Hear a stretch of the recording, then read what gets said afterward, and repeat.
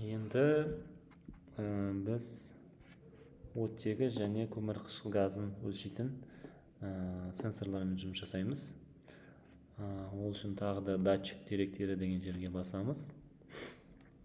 Бұл жақта көмірқышқыл газ және оттегі құрылғылары нөмірлермен тексереміз. Дәл солар. Енді бұл жерде бізде тек қана көмірқышқыл газ концентрациясы, екіншісінде тек қана оттегі концентрациясы керек. Керек болса, бұл жақта тағы да басқа көрсеткіштерді қосуға болады. Графикті таңдаймыз. Бізде қазір біріншісі көмірқышқыл газ, екіншісі оттегі көрсеткіштерінің графиктері шығып тұр. Астында уақыт секундпен өлшейміз. Біріншіден оттегі құрылғысын қосу үшін ішіндегі кішкентай осындай сенсор алып құрылғыны ашамыз және бір-біріне жалғаймыз. Крышкасын жауып қоямыз. Енді жұмыс істеуге дайын.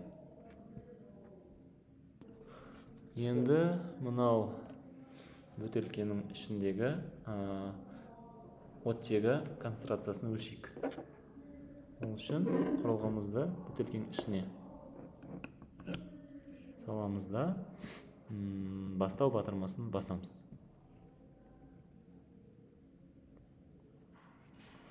Қазір біз оттегі концентрациясына қараймыз. Бұл жақта 12-де 8, 12-де 9 деңгейінде тұр, пайыздық деңгейінде.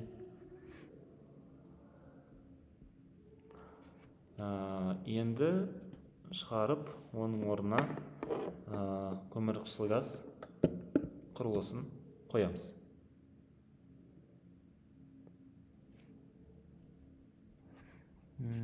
Көмірқышқыл газ 1130-дан бастап қазір көтеріле бастады.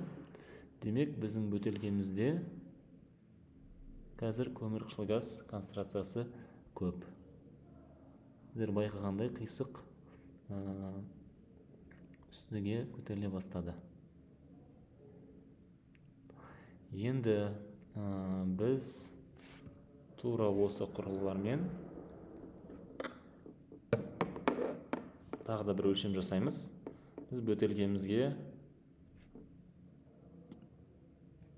ауаны үрлейміз.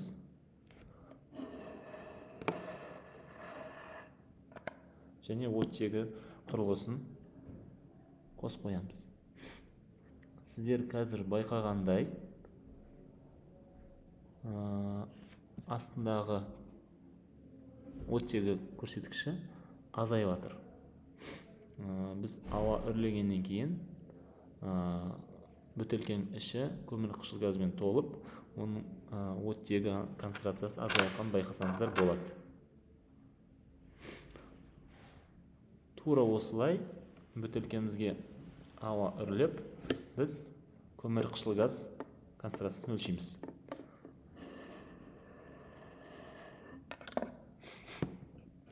Енді бірінші графика қарайық.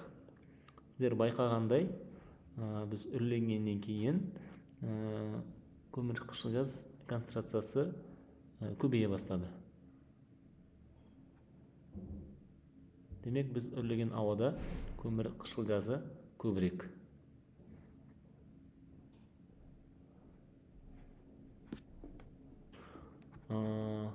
Бұл құрылғыларды фотосинтез, жаңағы ауаның сапасын тексеру, ферментация, ферменттер жұмысын тексеруге, өлшеуге қолдануға болады. Жұмысымыз бітіргеннен кейін тоқтау батырмасын бастаймыз. Керек болса, тағы да бастау батырмасына бастап, өзіміздің екінші тәжірибе сериясын бастасақ болады. Жұмысымызды жасап болғаннан кейін, немесе жасап жатқан кезде тәжірибе сериясын 1 және 2-ні бір-бірімен салыстыруға болады. Жұмысымызды бітіргеннен кейін тоқтау батырмасын басамыз. Одан кейін сақтау батырмасын басып, жұмысымызды сақтасақ болады. Немесе мәліметтерді экспорттауға болады. Өзіңізге ыңғайлы форматта.